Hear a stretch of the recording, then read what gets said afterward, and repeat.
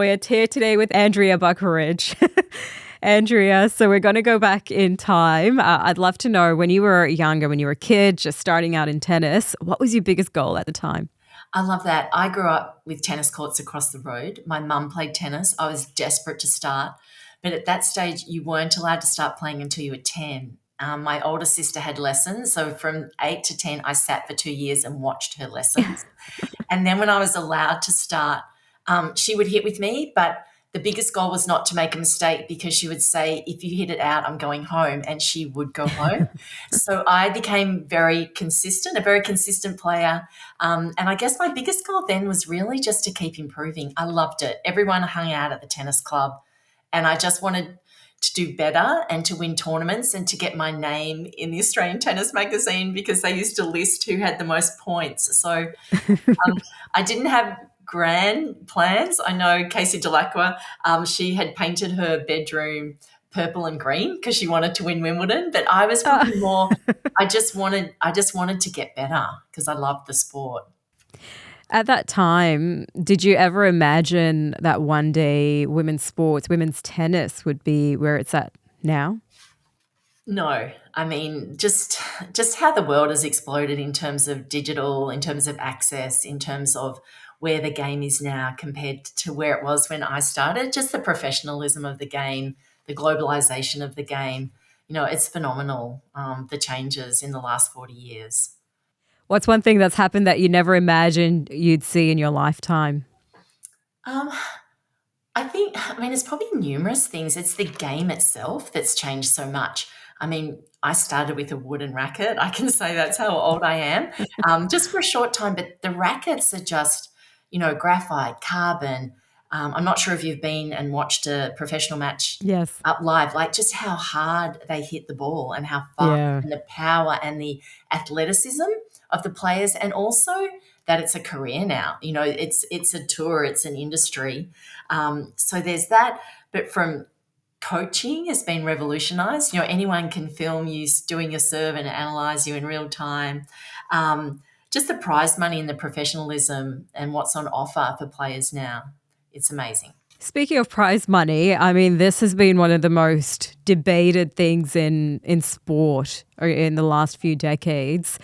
How did tennis get it right in Australia? When did they actually get equal prize money, and what did it take to even achieve that? Yeah, I guess tennis is a truly international sport, and we have the four Grand Slams.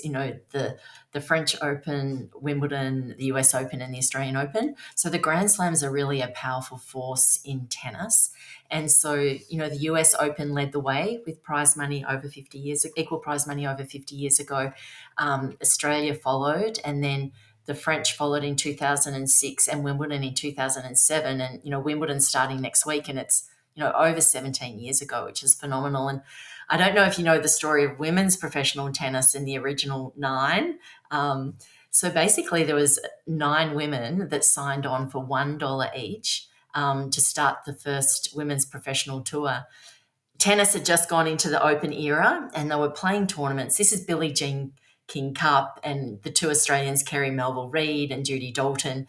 And they were finding that sometimes at tournaments, there was 12 times difference the prize money the men were getting and the women were getting, and they weren't happy. And so they signed on to that tour. And if you think that's 53 years ago, and now you've got, Iga Swiatek earning, 26 million in a year. It's phenomenal, that growth over the last 53 years. Aside from equal money and equal prize money, what other things really is Tennis Australia trying to do so that the sport is a place where anyone can come and play and feel like they have a chance? Yeah, I mean, this is what I do every day. I get up every morning, and this is what I work on, which is, providing opportunities for women and girls to lead and play tennis. And 3 years ago, we formed our Women and Girls strategy, which really forms the foundation of what we do. And our vision is no limits for women and girls on and off the court. So it's a 5-year strategy. We've got specific targets that we want to achieve. And under those targets, we've got some equity programs to really increase the participation of women. When we did a bit of a state of play when we're doing the research.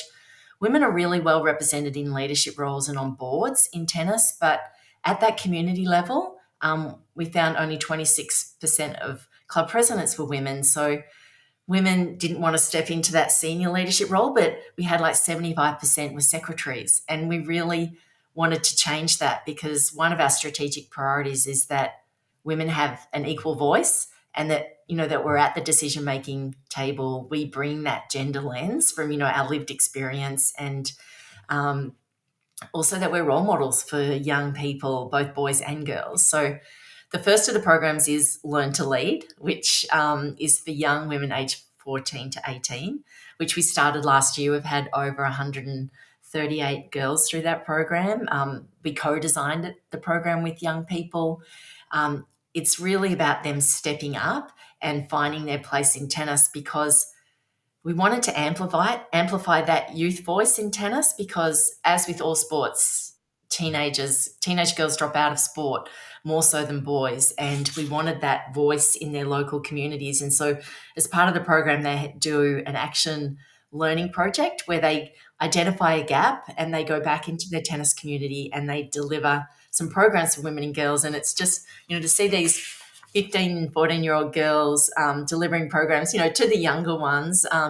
One of the girls, Sam from Canberra, her feedback was she didn't realize what a role model she was, and she was delivering some coaching, and one of the little girls, the 6-year-olds, came up and said, I want to be just like you when I grow up. I want to be a coach as well. And it was it's a real opportunity for them to step into that leadership. So that's for those younger women. And then we've got women leaders in tennis for women aged over 18, to really build that pipeline of women and also support the women who are in those community leadership roles, because they make such a, volunteers in sport make such a contribution.